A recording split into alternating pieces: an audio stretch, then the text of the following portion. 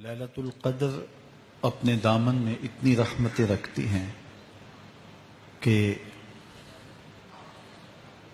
اس امت کے سارے گناہ گاروں کی بخشش کے لیے کافی ہے۔ اس رات میں روح الامی اترتے ہیں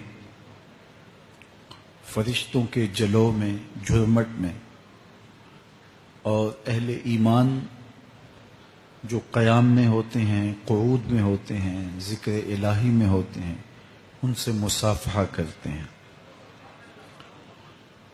یہ رات کون سی ہے؟ ترکی خیمے میں چٹائی ایک سمت کر کے سر انور حضور نے باہر نکالا اور فرمایا کہ لیلۃ القدر کو آخری عشرے میں تلاش کرو۔ اور ایک روایت کے لفظ یہ ہیں کہ آخری عشرے کی تاک راتوں میں تلاش کرو۔ وہ تاک رات کون سی ہے؟ اس کو مخفی رکھا گیا۔ حضرت ابی بن قعب رضی اللہ تعالی عنہ صحابی رسول ہیں، فرماتے ہیں میں قسم کھاتا ہوں کہ وہ رات 27ویں شب ہے۔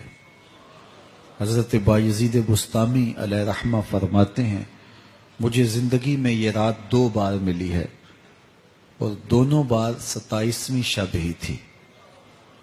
تو ہم اللہ کی بارگاہ میں امید کا دامن پھیلائے ہیں کہ یہی شب ہو اور اس کے دامن سے پھوٹتی ضیائیں ہمارے اندر کے اندھیروں کو ختم کرنے کا ذریعہ بنے۔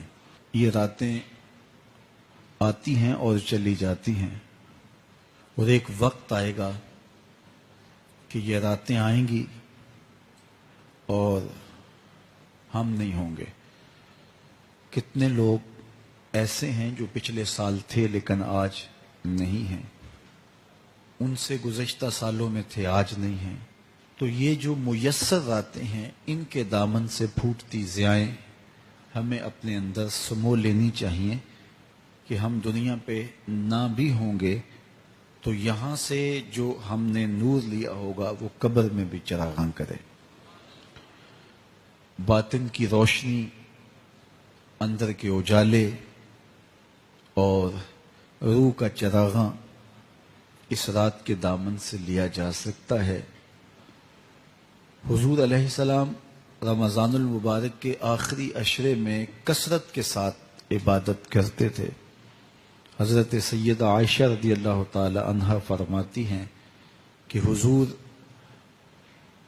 کمر بستہ ہو جاتے اور اپنا تہ بند کس کے باندھ لیتے، خود بھی جاگتے اور اہل خانہ کو بھی بیدار رکھتے۔ یہ ایک رات 1000 مہینے کی عبادتوں سے افضل، بہتر اور بھاری ہے۔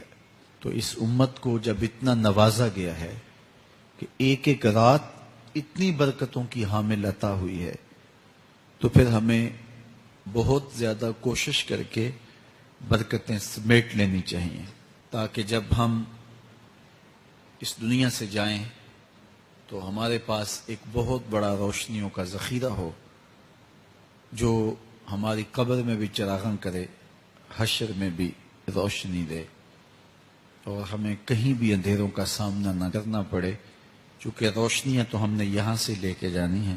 تو میں اللہ کی بارگاہ میں آپ سب کے لیے دعا گو ہوں، آپ میرے لیے دعا گو ہیں کہ اس شب نور کی برکتیں ہمیں نصیب ہوں۔ حضور نے ارشاد فرمایا جس نے لیلۃ القدر میں قیام کیا ایمان اور محاسبہ نفس کے ساتھ، اللہ اس کے پچھلے سارے گناہ معاف فرما دیتا ہے۔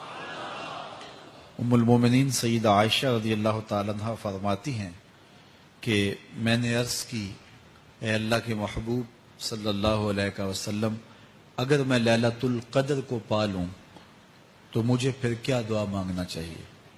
تو حضور نے ارشاد فرمایا اگر تم لیلۃ القدر پالو تو یہ دعا مانگو اللہم انک عفو تحب العفو فاعف عنی، اے اللہ تو معاف کرنے والا ہے، معاف کرنے کو پسند کرتا ہے، میرے معاملات سے درگزر فرما۔